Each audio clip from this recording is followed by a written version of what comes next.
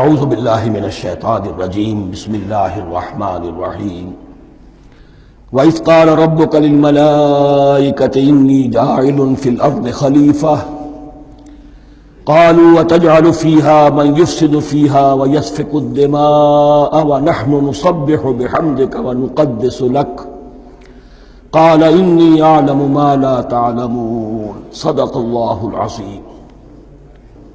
رب اشرح لی صدری ویسر لی امری واحلل عقدۃ من لسانی یفقہوا قولی۔ جیسا کہ میں نے عرض کیا تھا، سورہ بقرہ کے پہلے 4 رکوع نہایت اہم ہیں، نہایت جامع ہیں۔ پہلے 2 رکوعوں میں 3 قسم کے انسانوں کی وضاحت کی گئی، 3 قسم کے کردار کے نقشے کھینچ دیے گئے۔ تیسرے رکوع میں قرآن مجید کی دعوت کا خلاصہ آ گیا، توحید فی العقیدہ، توحید فی العمل، یعنی عبادت اللہ کی، ایمان بالرسالت، قرآن مجید کو منزل من اللہ کلام ماننا۔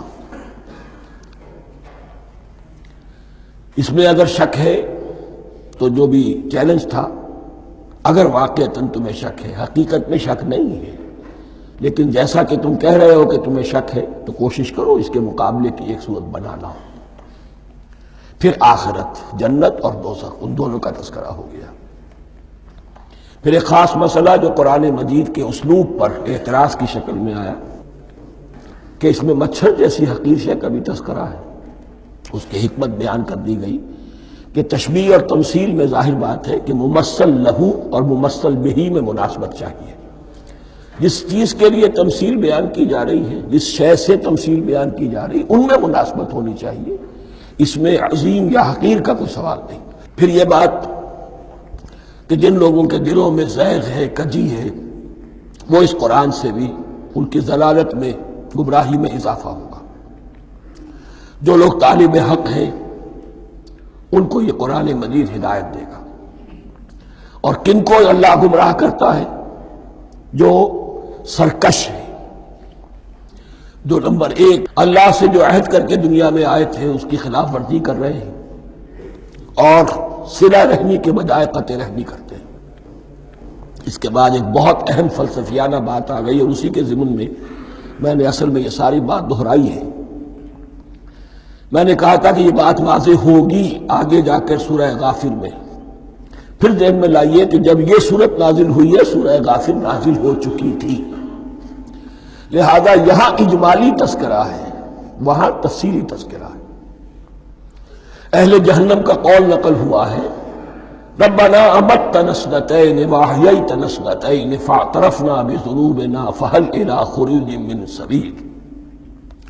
اے اللہ، تو نے 2 مرتبہ ہم پر موت وارد کی، 2 مرتبہ ہمیں زندہ کیا، اب ہم نے اپنے قصور تسلیم کر لیے، تو اب یہاں سے بھی کوئی اور مرحلہ ہے یا نہیں؟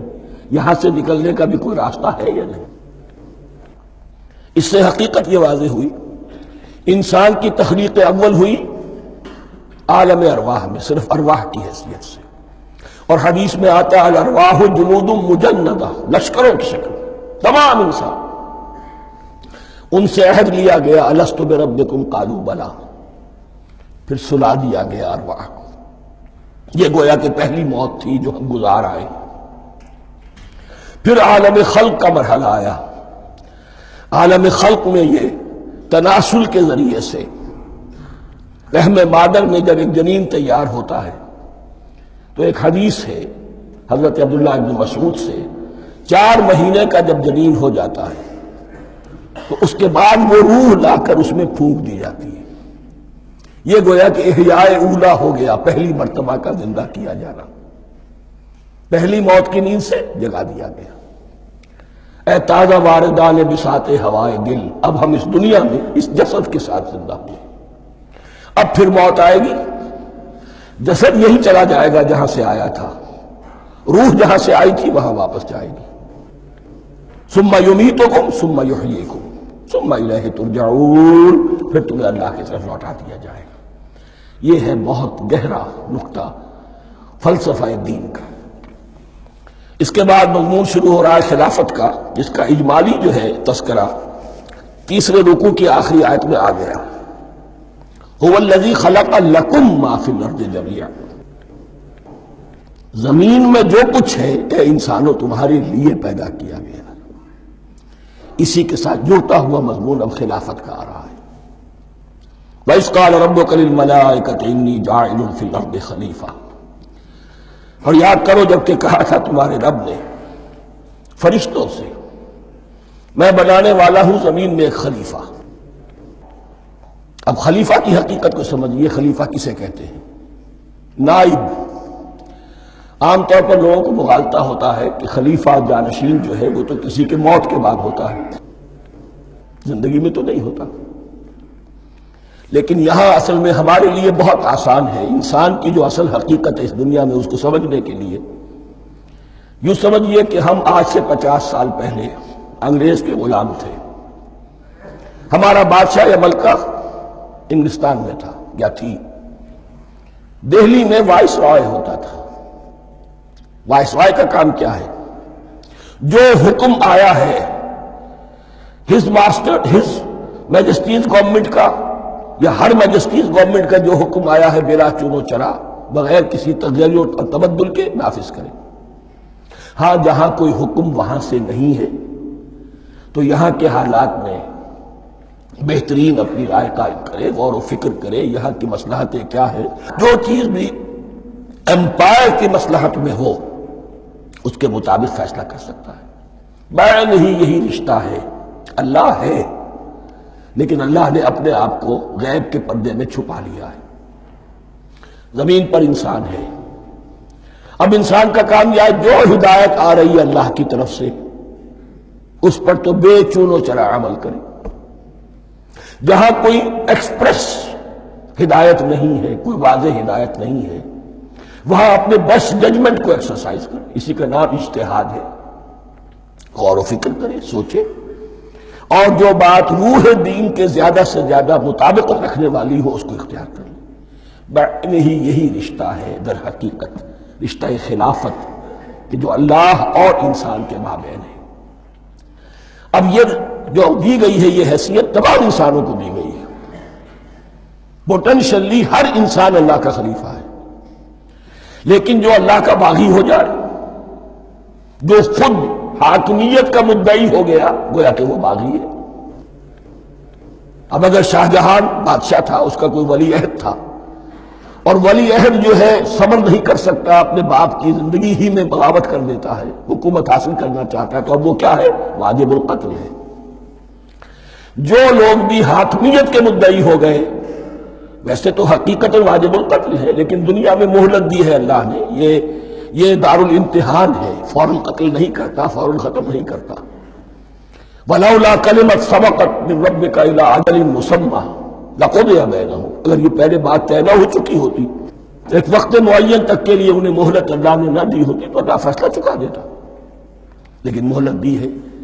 لیکن کم سے کم اتنی سزا ملتی ہے کہ اب وہ خلافت کے حق سے محروم کر دیے گئے، گویا کہ اب خلافت دنیا میں ہوگی خلافت المسلمین، صرف وہی شخص کہ جو اللہ کو مانے اپنا حاکم مطلق وہ خلافت کا اہل ہے۔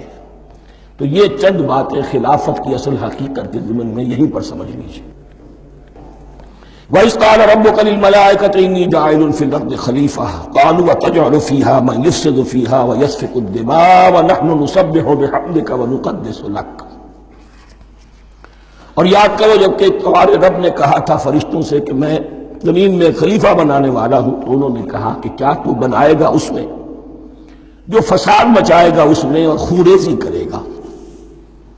وَنَحْنُ نُسَبِّحُ بِحَمْدِكَ وَنُقَدِّسُ لَكَ، ہم آپ کی تسبیح اور تحمید اور آپ کی تقدیس میں لگے ہوئے ہیں۔ قَالَ إِنِّي أَعْلَمُ مَا لَا تَعْلَمُونَ، فرمایا میں جانتا ہوں جو تم نہیں جانتے۔ اب یہاں سوال پیدا ہوتا ہے کہ فرشتوں کو یہ گمان کیسے ہوا، یہ خیال کیسے ہوا؟ دو رائے ہیں اس میں۔ ایک تو یہ کہ انسان کی تخلیق سے پہلے اس دنیا میں جنات تھے اور انہیں بھی کچھ اللہ نے تھوڑا سا اختیار دیا تھا اور انہوں نے یہاں فساد مچایا۔ انہیں پر قیاس کرتے ہوئے فرشتوں نے سمجھا کہ انسان بھی پھر زمین میں فساد مچائے گا، خوریزی کرے گا۔ ایک دوسری اصولی بات یہ کہی گئی ہے کہ خلافت کا لفظ جب استعمال ہوا تو اس کے معنی ہے کہ کوئی نہ کوئی اختیار بھی ملے گا. جنات کے بارے میں خلافت کا لفظ کہیں نہیں آیا، انسان کے بارے میں آ رہا ہے. خلیفہ بالکل بے اختیار نہیں ہوتا، جیسا کہ میں نے عرض کیا جہاں واضح حکم ہے تو اس کی تو تنفیذ، جہاں نہیں ہے وہاں اپنی رائے سے جتنا بھی بہتر سے بہتر سوچ سکتا ہو انسان رائے قائم کرے. یہ اختیار جو ہے ظاہر بات ہے جہاں اختیار ہوگا صحیح استعمال ہونے کا بھی امکان ہے، غلط استعمال ہونے کا بھی امکان ہے. اختیار تو بلکہ یہ کہ آپ کا پولیٹیکل سائنس کا تو ایکسیم یہ ہے authority turns to corrupt and absolute authority corrupts absolutely. تو ٹینڈنسی کرپشن کی ہوتی ہے اختیار کے اندر. اس بنا پر انہوں نے قیاس کیا کہ اس میں فساد ہوگا، خوریزی ہوگی. اللہ تعالیٰ نے فرمایا اپنی